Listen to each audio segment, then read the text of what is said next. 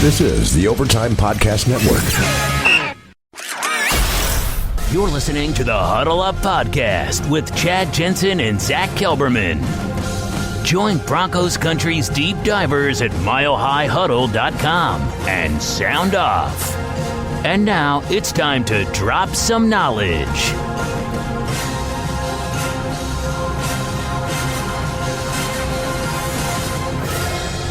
Welcome in, everybody, to the Huddle Up Podcast presented by Mile High Huddle and 24/7 Sports, powered today by Overtime Media. I'm your host, Chad Jensen. With me on his triumphant return to the podcast after one day off is your Denver Broncos reporter for 24/7 Sports. He is Zack Kelberman. What's good, my brother? Not much, Chad. It's nice to be back. You know, you take a time away for yourself and you get out of the swing of things and you ache for that return. No place like home, so it's nice to be back. What's up with you? Oh, just keeping that content machine grinding. I'm sure cranking out. Oh, yeah. I'm sure we had plenty of listeners Monday morning who were crying into their coffee cups because, they heard Chad on the podcast, but no Zach. I know there are plenty of listeners. In fact, you know what's funny? There is one of the VIP subscribers. I was reading a comment today on MHH Insiders on our VIP forum on the website. And I think it was on a thread that was a call out for VIPs for the Friday VIP mailbag. And this, I think it was Stud Lee, 14. We've talked about him before. He's very active on the VIP mailbags. Mm-hmm. He's like, man, Zach, I miss Zach. Zach's, he's, what did he say? He said something to the effect of, I share Zach's, whatever Zach's initial reaction typically is to something breaking in Broncos country, I usually share his perspective. And I was like, yeah, he was jonesing, bro. That's great. Studley, I appreciate that, man. I hope you like this podcast, and I appreciate all your support. We got some good stuff to get to today. Plenty of interesting Broncos topics to dive into. But first, just a couple of matters of quick business. You guys follow the show on Twitter at HuddleUpPod. The reason you want to do that is so that you can have your finger, so to speak, on the pulse of the show. You want to stay engaged on what's happening with the Huddle Up podcast in real time as we cover your Denver Broncos. Sometimes it might be the odd Twitter mailbag. It might be questions for guests. It might be we'll put call-outs for topics you want us to cover. And so the best way for you to be involved and engaged in that is to follow the show on Twitter. So open up right now. You're listening on your phone. Odds are a mobile device. Exit out real quick. The podcast will keep playing. Open up Twitter. Find at HuddleUpPod, and then you'll be locked in. And then also take some time. Leave a creative review. You guys have done a great job lately getting our reviews up. As I mentioned on yesterday's show, the last time I had looked, we were at like 60 some odd reviews on iTunes, and now we're well into the 80s. Let's bump that into the triple digits. Let's get up over 100. You guys can help us do that. So leave a creative review, rate the show. You have no idea how much that helps Zach and I, and the Building the Broncos dudes as well, reach new listeners, grow, keep the show healthy. All right, so today we have some analysis points we're going to get to. But Zach, first, let's just touch on some of the news that broke on Monday. We learned that Joe Flacco, and there was pictures of him in DIA at the airport in Denver. With us common folk. Yeah, riding Heard coach. with his bag, looking stressed. With the great unwashed masses. But he came, he got his obligatory physical, and it sounds like he passed. Things are good to go. Yeah, it paved the way for the trade to become official on March 13th, the start of the new league year, and also free agency. And once that happens, the Broncos and Flacco can openly discuss a trade. I expect there to be a press conference with him holding up that number 5 jersey. Until then, there's going to be radio silence, but he did pass that physical. He had a hip issue last year. It's looking all good. That brings up a separate issue, the idea of the hip. I want to get to that in just a second. But one thing that we're both curious to see how Elway and Fangio handle the situation is both of them are going to be made available to the media, to the national media, at the Combine on the opening day, which is when head coaches and GMs take the podium. Awkward. And it's going to be, how are they going to dance around that particular issue? Because the national media is going to be pressing. That tall quarterback who wears number 5, who wore purple at one time. What do you think about him? Hey, John, in a figurative sense, if you were to get a quarterback like Joe Flacco, what would that do for your offense? Mo Paco. There you go. So, aliases. It'll be interesting to see how that shakes out. But another thing, you brought up the hip. They're obviously, because it's a recent injury, you do want to, get a little bit of a look-see. And that's, obligatory for any trade that takes place. Players have to pass the physical. I mean, you sign a new player, they got to pass the physical. Everything's contingent on the physical, so that's not like anything new. But in this case, the Broncos want to make sure that hip's doing okay. But setting that aside, the idea that Flacco is somehow injury prone, it's actually a false narrative. It's fake news because he's been in the NFL 11 years. So going into 2018, which was his 11th season, he had only missed 6 starts in his entire NFL career, which is, I mean, maybe it's not quite Iron Man, but it's damn consistent. Right. Yeah, I mean, in this day and age, all these quarterbacks going down, you want a guy who's going to remain under center, and a guy who's been there, done that, a veteran. And there's a lot of false narratives, as you put it, Chad, out there about Joe Flacco, that he's not this and he's not that. And the more that facts come out, the more that some fans are starting to come around to this trade. I myself am not a believer yet. I don't really care about the past. I want to see what he will do with the Broncos in 2019. But that's a good way to put it, that his injury history last year is not indicative of what he's been throughout his career. So he's past his physical. He's healthy. The question will be now, how does he adapt to this offense? Will he be an upgrade over Case Keenum? The injuries aren't a factor. It's his adaptability and his ceiling in this offense. Mm-hmm. That's right. And I remain adamant in the research I've done and just reading the tea leaves and the signs. I think it portends well for Flacco in Denver. And again, you can't use the Peyton Manning arrival as any kind of comparative perspective as it relates to Joe Flacco because they're just completely different quarterbacks. But I am really excited to see what that arm can do. I went back. In fact, this is a good example to point to the article that Josh Carney published for the VIP subscribers on the website on Monday, which was just kind of it wasn't too in-depth, but it was a little bit of a dive into some film on Joe Flacco. And some of those pieces, some of those video clips that he broke down were from that Week 3 game against the Denver Broncos last season, in which he started and basically lambasted the Broncos. It's kind of an ugly loss there in Baltimore. And there's just a few throws there, Zach. One is that throw down the seam to Mark Andrews, the rookie tight end for the Ravens, that just the Broncos didn't have that last year, that arm strength, that ability to challenge defenses vertically. And so if you structure your offense, it's going to be West Coast, something that he's familiar with, he's thrived in the past. And if you have a focus that's on the running game, the play action, you have the pieces around him that can not only work the underneath and create mismatches. You got Deshaun Hamilton to do that, find the soft spot in the zone. You got your big outside boundary guys in Tim Patrick and Cortland Sutton. If they can find a burner and a receiver who can just push the ball down the field and blow the top off of defenses, so to speak, the Broncos might have something to work with, especially if they can get that defense back to playing closer to its 2015-2016 form.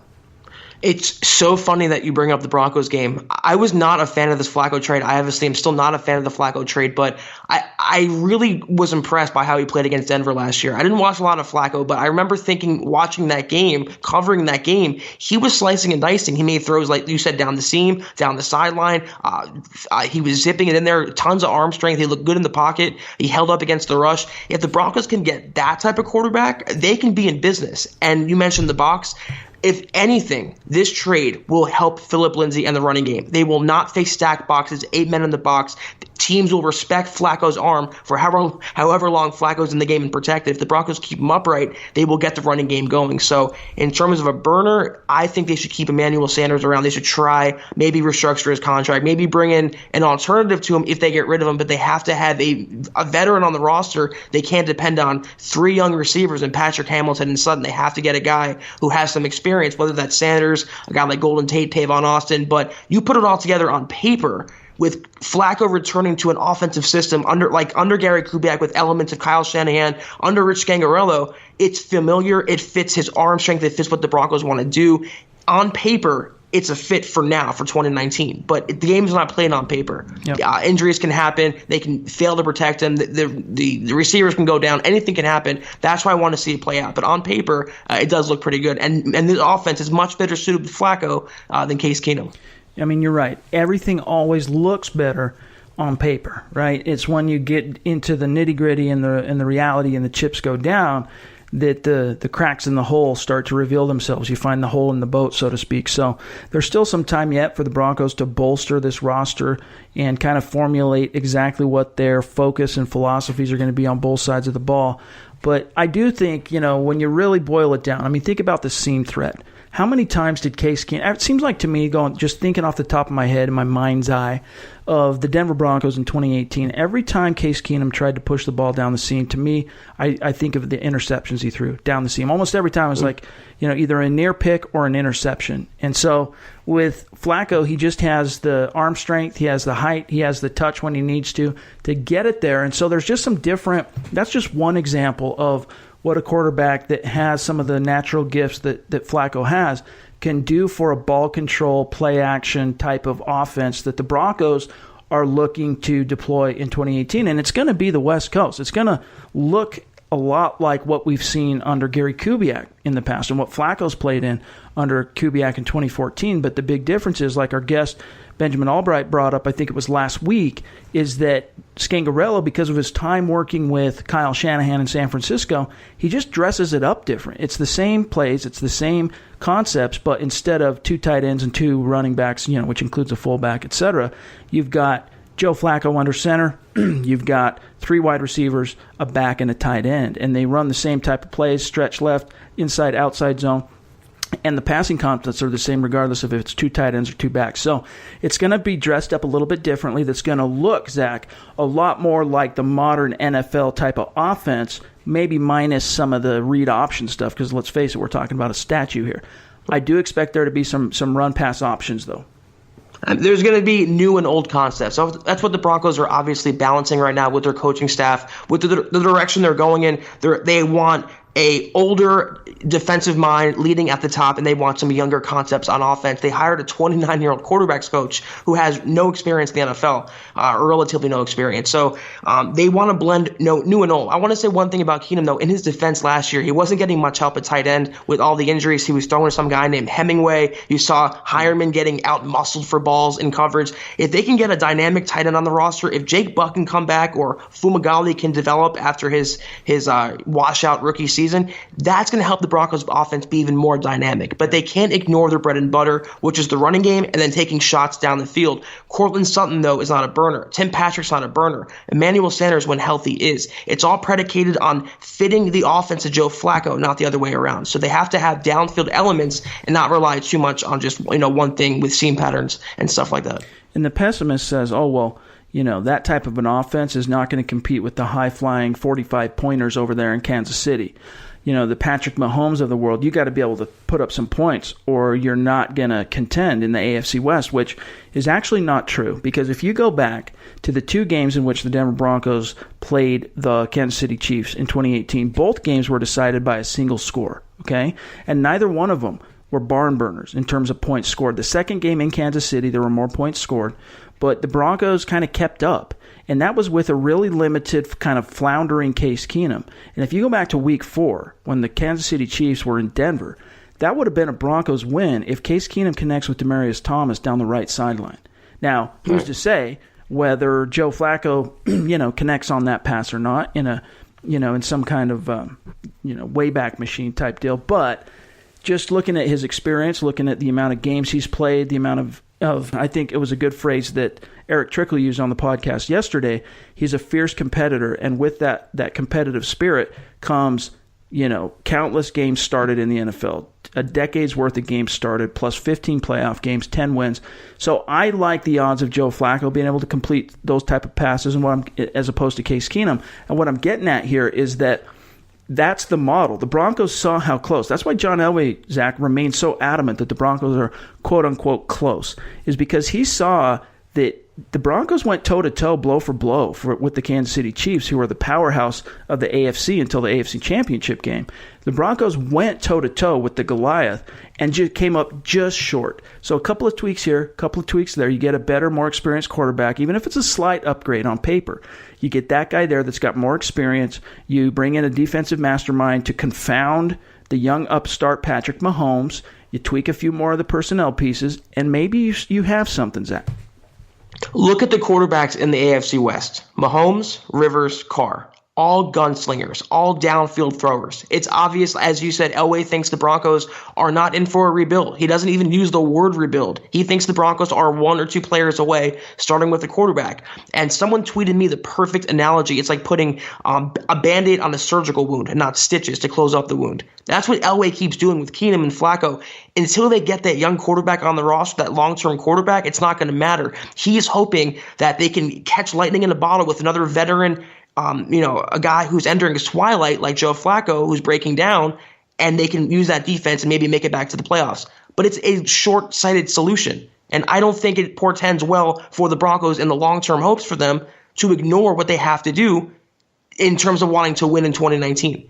I mean, they're just it's very short-sighted to me, and I just don't think Joe Flacco, even if what he brings to the table is going to help the Broncos that much, they can become contenders again. And even if he does, how much does he have left? I just want to see the whole thing play out. That's just my opinion of it. Yeah.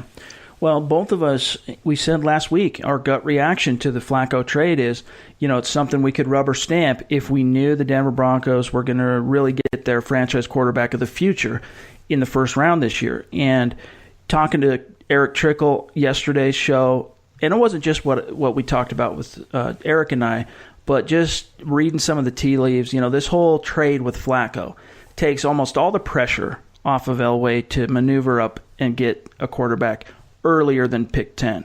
But the thing is, though, I'm worried, just basing it on, the whole best predictor of future behavior is past behavior thing, is that the Broncos are going to use the Flacco trade to talk themselves out of a quarterback. And even if they don't, Zach, basically you're hinging the idea of the Broncos getting that franchise guy in the 2019 draft on whether or not one of them is going to be available at pick 10. And who knows? I mean, maybe Drew Lock falls to pick 10. Maybe, someone like Dwayne Haskins, though extremely unlikely, falls to pick 10. I doubt it, but who knows? The odds tell us, though, teams are going to have to maneuver probably inside the top 5 to get one of those 2 guys. And then Kyler Murray's the wild card. He does shake things up a little bit in terms of, increasing the odds that one of the 3 will slip a little bit farther down the draft. But if John Elway is not willing to seize the day and pursue and explore any opportunity to move up to get a quarterback in the first round, Zach, I don't see the Broncos coming out of this draft with a quarterback. They're going to end up drafting someone in the mid-rounds to groom behind Flacco and then just kind of circle back, kick the can down the road. And I think that's what a lot of fans, too, are worried about. Just, again, going off the old idea. And, again, it's not an absolute, but if you base your life on this as a rule of thumb, more often than not, you're going to be right. The best predictor of future behavior is past behavior. And just like last year, last thing here, Zach, is the Broncos liked Baker Mayfield. They liked the kid from USC, Sam Darnold. But when they weren't there, they didn't push to get up there hard to at least get to 3 for Darnold. And so by the time pick 5 rolled around, they were perfectly content to just take Bradley Chubb. And that's what I'm worried about happening again in 2019. I honestly think it puts more pressure on John Elway. He rattled the bee's nest, so to speak. It put spotlight on something that didn't need to put spotlight on. People already question his quarterback decisions. People are already questioning whether he should take Drew Lock or who he's going to take. Who's his next quarterback failure? So now you swap out Case Keenum for another Band-Aid and Joe Flacco. It just amplifies the pressure, amplifies the criticism, and it's just drawing more criticism to Elway's quarterback decisions. A lot of fans, most fans don't like this move. I would say a majority do not like this move or are not convinced just yet. I mean, we took a poll on that, and at that point, I think the majority was they don't like it. Yeah, it was a majority. So, I mean, until Elway solidifies himself as making the right decision and for the long-term benefit of the franchise, whether that's Drew Lock or Haskins or someone in 2020, that is not based on Joe Flacco, though. So it just put more pressure on him, I think. I don't think it takes any pressure off him at all. And fans are still, to be honest with you, part of the results of that poll, I'm sure, and the reaction to the Flacco trade is the fact that fans are still very much kind of traumatized over the way the quarterback position has shaken out in Denver since Peyton Manning hung up his cleats. Because as well they should be. Yeah, absolutely. And you go back to 2016, you had the Mark Sanchez trade. He's brought in and paraded around. He's given a freaking podium, an introduction, shaking the GMs. I mean, it was a very official thing where, look, this is our starting quarterback because all we have is a second-year Trevor Siemian, who's a 7th-round pick. There's nothing. And then a brand-new rookie first rounder in Paxton Lynch. So, I mean, paraded around Mark Sanchez, only to be cut when the final roster is put together. And then the Keenum deal, Brock Osweiler coming back and flaming out. And, fans are just shell-shocked. They're a little bit traumatized. And so they're seeing the glass half empty. Whereas Elway, operating as the GM and the football czar in Denver, he has to kind of view things through the glass half full. And that's more of what his overall perspective as a human being is. I mean, that's a reason why, guys, people don't follow negative Nancy's. You're not going into battle with let's go, guys, we're all going to die, right? You go into battle with the guy who you believe can get you out of it on the other side. And so he's a positive guy. He sees the upside. He sees, you got to be able to also be able to recognize or identify what some of the downside risk is, but he hinges his decisions, I think, Zach, more on what the upside potential might be.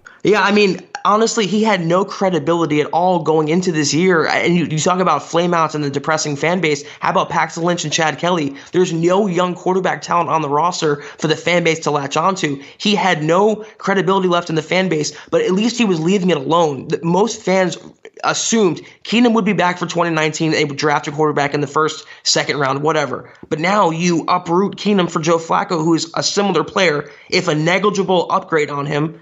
And then you're putting even more pressure on the draft because now you lose money with the whole turnaround and the salaries and the contracts and this and that, the dead money. Yep. And you're in the same position, and you're even putting more pressure on Elway now to get the guy because Flacco's not the answer, as Keenum wasn't the answer. I mean, he just, to me, like I said, it's rattling that beehive when it didn't need to be.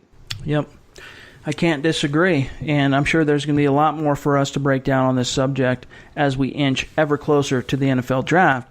So there'll be more time to sink our teeth into this thing, but we do have a few other topics we want to jump into in today's podcast. But first, we'll take a quick break. When we come back, we're going to talk about the Brandon Marshall news and some of the other dominoes that have already fallen for the Broncos as it relates to 2019 free agency. We'll be right back.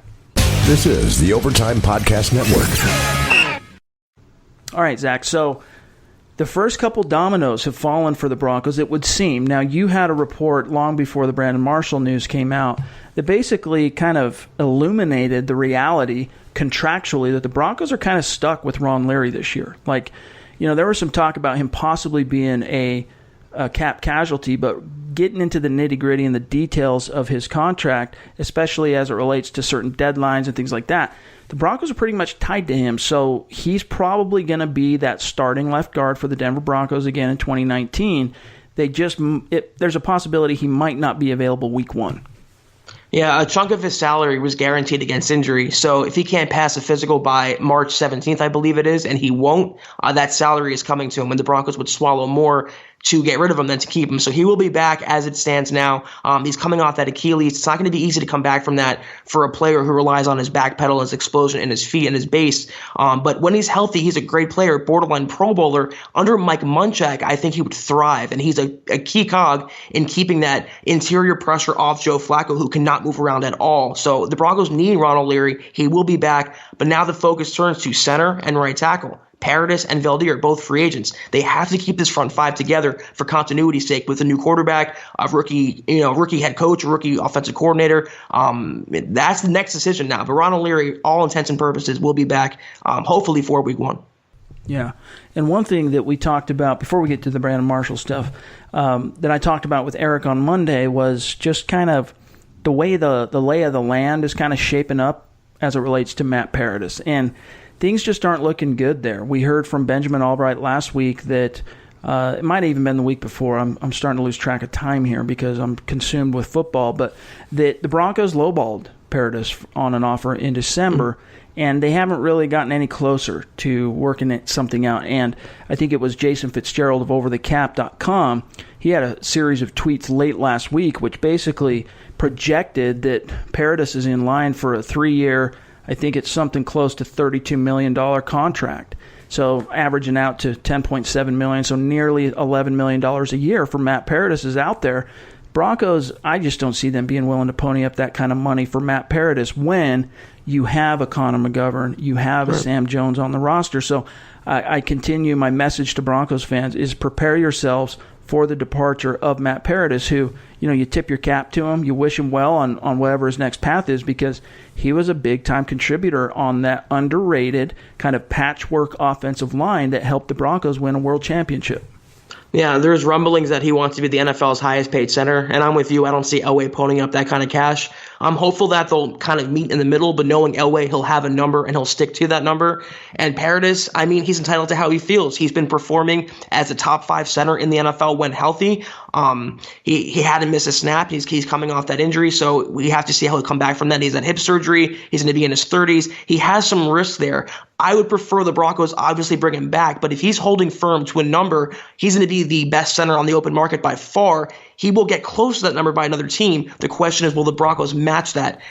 I'm with you. I see Elway and his ego and his negotiating strategy. He'll have a ballpark number he's set on, and that's it. You either come up to it or down to it, and that's, you can walk. Right. So prepare yourselves, Broncos country. But Ronald Larry will be back at some point, probably. Odds tell us nowadays Achilles can be tough. It's no guarantee that a guy recovers completely from an Achilles, especially a 300-plus pounder. But just with the state-of-the-art of sports medicine and surgeries being what they are and rehabilitation processes being shortened and speeded up, so to speak, the odds are he's going to be back in the saddle at some point in the first quarter of the season. So that takes care of one piece. We don't know. You reported on Monday as well, Zach, that Jared Veldheer, who some have surmised might be considering retirement because he's 31, going to be 32 in the very near future, that he might be considering retirement, but as you reported on Monday, doesn't sound like he's thinking that. Reportedly, he has no plans to retire. He's going on his age 32 campaign, his 10th NFL season. He missed 4 games last year, but I think when healthy, he's a pretty solid tackle. And the Broncos have had such crap there for the last couple years with Watson and Stevenson. He solidified a nightmare position for Denver. I just think, though, they'll try to explore an upgrade out there because he's good, but he's not great. Juwan James is one player I'd keep in mind. The Broncos wanted to get him in a trade last year. Now they can sign him as a free agent, not have to give up any draft picks for him, and he would be an upgrade on Veldheer. Failing that, I think he'll be a fallback plan, a plan B. He won't cost much. He knows the system. I think he would do well under Munchak. So I would look for Veldheer to come back, but I think the Broncos first will look for an upgrade. I look at it like this. You got 4 key cogs hitting free agency on the O-line. Matt Paradis, already covered him. Veldheer, Billy Turner, and then Max Garcia. I think Max Garcia is probably going to be allowed to walk or at least, test the market and maybe brought back on a very short-term, team-friendly type of deal because he's recovering from his own injury, right? He finished the season on injured reserve. Hopefully not, though. To me, it just kind of feels like, I know the Broncos are going to have some money to spend, but it just kind of feels like they're going to end up deciding between paying some money for Veldheer or Billy Turner. So if it comes down to that, because Billy Turner started a lot of games last year, and he's a utility guy. He's a versatile player, can play anywhere on the O-line, basically. Let me put it to you this way, Zach. If you were calling the shots in Denver, all right, you have a limited budget, all right, your salary cap is what it is. If it came down to a decision where you had to choose between Billy Turner, who's significantly younger as well than Jared Veldheer, between those two, who do you bring back? You base it on need as well. You base it on where your O-line is. Which one would you prioritize if you were calling the shots in Denver? I don't even think it's close. Jared Veldheer. He won't command that much more. He's a natural tackle. His ceiling is that of a solid starter, whereas Turner is a natural guard. His ceiling is that of a quality utility player. If the money's close, which it should be, I would bring back Veldheer, absolutely. I'd like to have Billy Turner. You always want those swing guys, but you have Elijah Wilkinson who came on last year. He's a good backup to have. You have Sam Jones developing. You have Mike Munchak, who will pound the table for anyone in the draft or free agency to bring in and develop in his system. So no-brainer to me. Bring back Jared Veldheer, over Billy Turner. See, and that's where I'll disagree with you. Is I think if I were faced with that decision, I'm weighing several things. I'm weighing cost because Jared Veldheer is probably going to want more because right tackles typically are going to command more than interior players. And even though Billy Turner started 4 games at right tackle, he can play there if you need him to. He's younger, and I think he proved last year that wherever you put him, he played well. And even though he was that 6th guy for the Denver Broncos, kind of that, the 6th guy off the bench, or the first guy off the bench, so to speak, the 6th offensive lineman, I think he proved that he can play as a starter at a high level in this league. And so I think when you weigh his age, his upside potential compared to Jared Veldheer, you get into a kind of a dicey situation. But what mitigates that perspective, what might counter that, so to speak, is your point that the right tackle position has plagued the Broncos for so long. And here you have at your fingertips the one player who provided you quality play at that position, really the first guy that did that since 2015 at least, but maybe even the best right tackle the Broncos have had in the John Elway era. Absolutely. I don't think it's even close. I mean, he found a hopeful franchise left tackle in Garrett Bowles. He did well with Paradis. He did well signing Ron O'Leary, drafting Connor McGovern. But right tackle had escaped him, and he finally found a solution there. So, that's why I think if you have a guy who's probably willing to come back, maybe even swallow some money, I bring him back over Turner. And I always remember covering the Dolphins when Turner was a starter there. Fans were running him out of town, same way Broncos fans ran Stevenson out of town. So it wasn't pretty. Broncos fans are so used to seeing underperforming tackles that anyone who's semi-competent will look good there. But I think Veldheer is more important. This is my opinion over Billy Turner. I hope both can be brought back, but I would definitely put Veldheer over Turner. Yeah, fair points. And it's certainly something being, if it hasn't been debated at Dove Valley yet, it certainly will in the weeks and months to come. Free agency kicks off in the second week of March. So officially teams can sign players on the 13th, but then you have that legal tampering period that opens a couple days before that. So we'll see if anything shapes up, I should say, before then, but that's probably when we're going to start getting our answers to some of these free agent questions anyway. But the other domino that fell is Brandon Marshall. Now, this shouldn't come as much of a surprise or a shock to Broncos country because after he just has struggled with injury the last couple of years in particular, missed so many starts last year.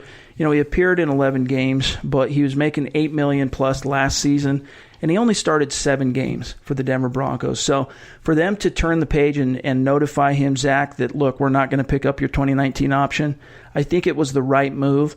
But now the question becomes, what do the Broncos do to upgrade and bolster that position, especially now with Fangio coming in and it being such a scheme that is so dependent on that position? You draft Devin White if you really want to take that to the next level in Vic Fangio's defense. If they get rid of Brandon Marshall, which they will, Josie Jewell to me is a solid starter in the meantime, but you pair him with Todd Davis, that's not really an exciting inside linebacking core. There's no really dynamic players. They're both good against the run, questionable against the pass. And that's where Brandon Marshall has always, struggled. He was good against the run. He was a good, if not, he's not a great player, but he was a serviceable player. But the injuries, he's getting too highly paid now. The Broncos are going to save $5 million against the cap. That's a lot of money. How they upgrade, though, it all depends on what Vic Fangio wants to do with that core. If he feels Josie Jewell can succeed based on what he's seen on tape so far, they'll go another way in that first round with a cornerback or a quarterback. But Brandon Marshall's a goner. Josie Jewell, to me, though, Chad, I don't know if you disagree with me, he's just not that dynamic when you look at a player like Devin White, who you salivate over. Right. Yeah, I think Josie Jewell, especially early, the first half of the season, Josie Jewell was outkicking his coverage. He was playing above what I expected him to be able to do as a rookie. And once he got more playing time and you got into that point in the season in which a player that's less than a year removed from his college career, you hit that rookie wall where by that point in the season you're used to being off now, waiting for your bowl game, right. And yet you still have basically a whole nother season left to be played in the NFL. He kind of hit that wall. His play regressed a little bit. I'm not throwing him to the curb. I don't disagree with you that he's nowhere near the dynamic talent that a player like Devin White is, but I do maintain some hope that you bring in better coaching. Because let's face it, the Broncos didn't have the greatest coaches on the defensive side of the ball last year, at least at the most crucial points, right? You had Vance Joseph, who oftentimes had to take over play calling duties for Joe Woods when Joe Woods went way out into the weeds, and you had a Broncos defense from week 5, 6, and 7 that looked like they'd never seen a running game. They never had to defend a running game in the history of their lives. You had Vance Joseph step in and have to turn the ship around, so to speak, but even that was fair to middling. So I'm curious to see how Fangio's passion for teaching, his coaching expertise and savvy there can impact a player like Josie Jewell, who was so his football IQ is off the charts. He's never going to be the twitchiest. He's never going to be the fastest guy. But he can be a tackling machine, and I think in the right environment, he can still be a more than serviceable NFL linebacker. However, you can't go into an NFL season relying, in a Fangio scheme anyway, relying on a two-down thumper in Todd Davis, and as our friend Benjamin Albright categorized Josie Jewell as a run funnel guy. You need some more dynamic guys who can turn around, who can run with tight ends, who can cover zones with wide receivers, speedy guys flying left and right, instinctive guys. So who knows? We'll see how they prioritize it. And with Joe Flacco in the fold, they might just say, you know what, Devin White's on the board at pick 10. Instead of, Drew Lock's gone, Dwayne Haskins has been taken. Instead of rolling the dice on an unknown quantity, a 5'9" and some change quarterback in Kyler Murray, we're going to go ahead and take Devin White. Or, like Eric Trickle said on Monday's show, if you do get your quarterback in round 1, you can go for a Jermaine Pratt type player in round 2, that kid from NC State who really showed out at the Senior Bowl. So there's going to be some options in this draft to upgrade.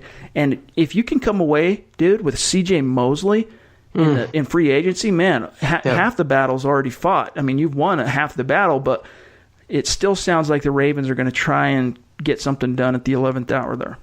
Yeah, I think Mosley stays with the Ravens. He'd be a tremendous upgrade. I'd love to have him. But that's a fair point you make, that coaching should make all the difference. I know that all too well. And if Josie Jewell, who shined under Vance Joseph at times, I think he would thrive under Vic Fangio. The coaching's no difference there. The only person who knows what he wants to do right now is Vic Fangio. After watching tape, he will relay that to John Elway. They will make a collective call to go from there. They have some options, more so in the draft, but how they want to attack it is based on what Fangio sees in Jewell on tape so far. All right. Well, you heard it here, boys and girls, ladies and gentlemen. That's going to do it, though, for today's episode of the Huddle Up Podcast. We're going to be back on Thursday. Expect an episode of Building the Broncos tomorrow. I'm not sure what the dudes are going to talk about, Nick and Carl, on the show Wednesday, but stay tuned. I'm sure it's going to be highly illuminating draft type of content and discussion there. In the meantime, you know what's coming Friday. That's going to be our VIP mailbag day. But you let us know on Twitter. You can let us know on the VIP forums, MHH Insiders on the website, what you want Zach and I to talk about on Thursday, and we will do our best to oblige you. Make sure you're following the show on Twitter, at HuddleUpPod. Also, take some time, leave that creative review, rate the show. You can find my partner here, Zack Kelberman, on Twitter, at Kelberman247, myself, at Chad and Jensen. Let us know that you are listeners of the Huddle Up Podcast. Let us know if you're a VIP subscriber, and speaking for myself, I will follow you back. Love engaging with the people who are dedicated to the content and the work that Zach and I put out. So for Zack Kelberman, I'm Chad Jensen. We'll talk to you again on Thursday. You've been listening to the Huddle Up Podcast. Join Broncos Country's deep divers at milehighhuddle.com to keep the conversation going.